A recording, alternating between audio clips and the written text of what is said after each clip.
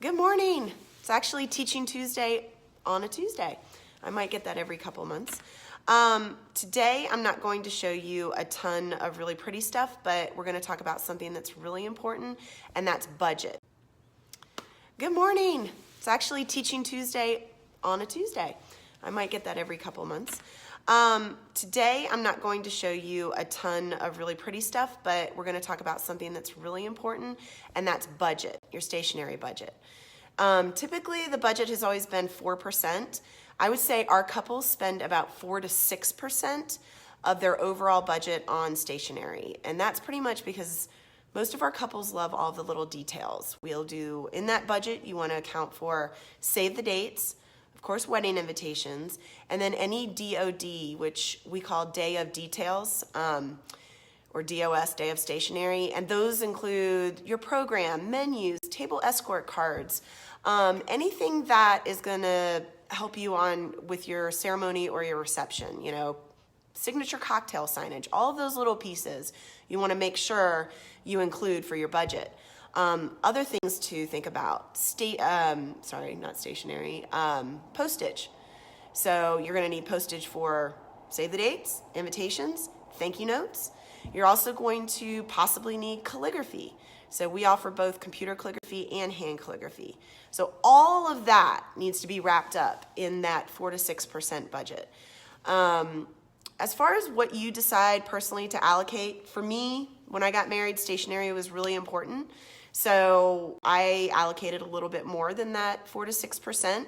You know, my friend made my cake and it was beautiful and yummy, but I didn't put that much money into it. So depending on what is important to you should indicate what your budget allows. I'm trying to be too fancy on words. I am going to show you an example between an invitation that is very similar in style, but the cost is much different.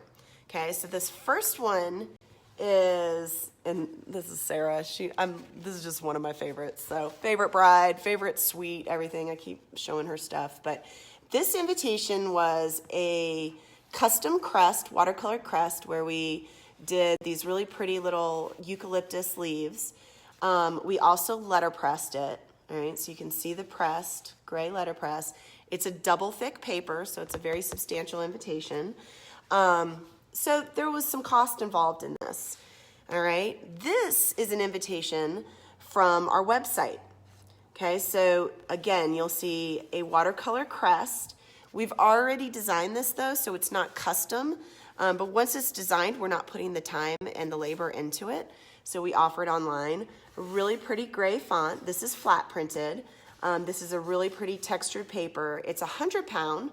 Okay, so not as thick as the double thick, but it's definitely a substantial invitation. Okay, so these are just two invitation styles that are very similar, okay, in style, but the cost is huge in the difference there. Welcome boxes.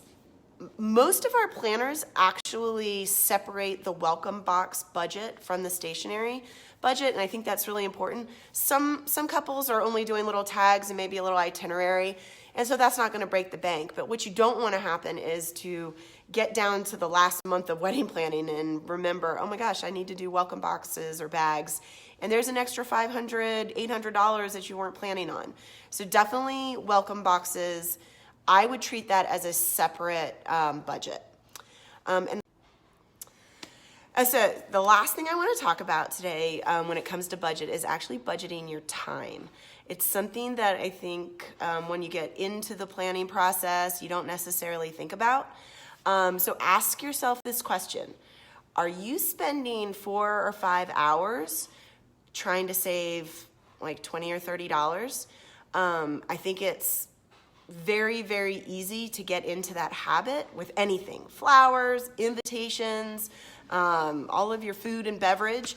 So just think about how you're using your time. If you work with a trusted vendor, they will help steer you. So when we're working with our couples and they give us a budget, we'll give them ways how they can stay inside their budget. So maybe they can letterpress their invitation, flat print some of the other pieces so that they're staying within their budget. But You know, if custom postage is really important and you really want your monogram on that stamp, you know, if you multiply it all out and it comes to maybe a difference of, you know, $35, $40, you know, go for it, you know, or don't go for it, but don't kill yourself spending a whole lot of time trying to nitpick over things. It's just something that can get you in a lot of trouble and spend a lot more time than you really should be on it. So hopefully those were some